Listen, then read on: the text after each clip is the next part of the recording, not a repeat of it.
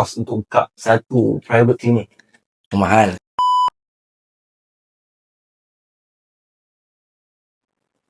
Hai, bawa masuk. Hello. Hi. Hai. Clinic. So, what you do? Clinic? I'm a doctor. Come sit down. Alright.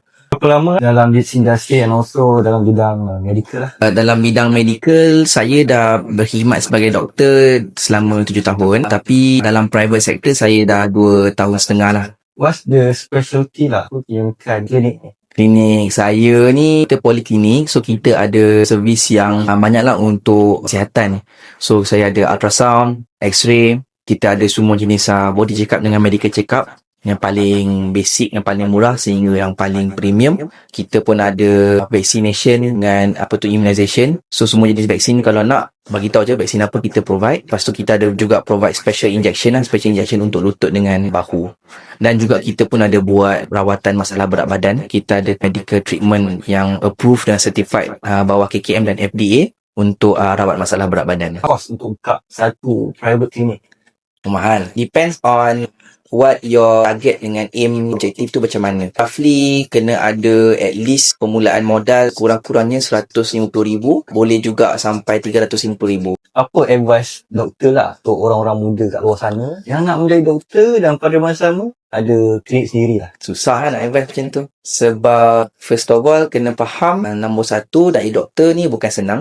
Untuk situasi sekarang nak jadi doktor ni sebenarnya banyak makan modal. Biasanya kalau tak, kena carilah cara lain untuk dapatkan modal untuk belajar jadi doktor tu.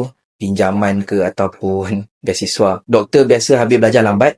Walaupun you on time graduate pun, member semua dah masuk kerja, jadi manager, orang baru graduate. Baru nak start houseman. Lepas tu, paling penting nak survive housemanship tu, mindset kena kuat lah.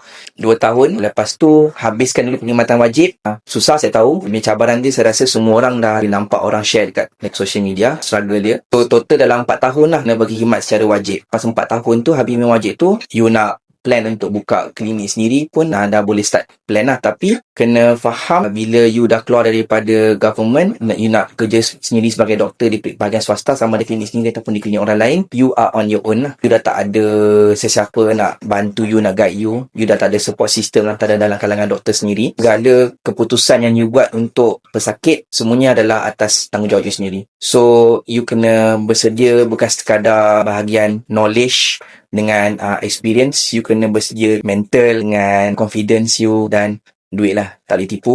Duit memang kena strong, savings.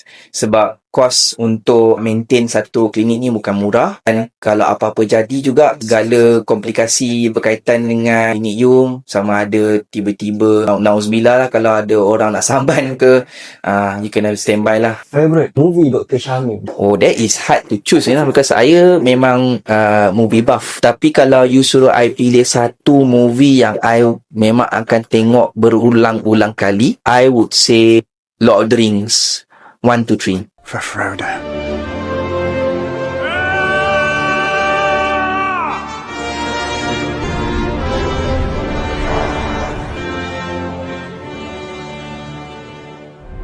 Okay, itu saja doktor. Okay.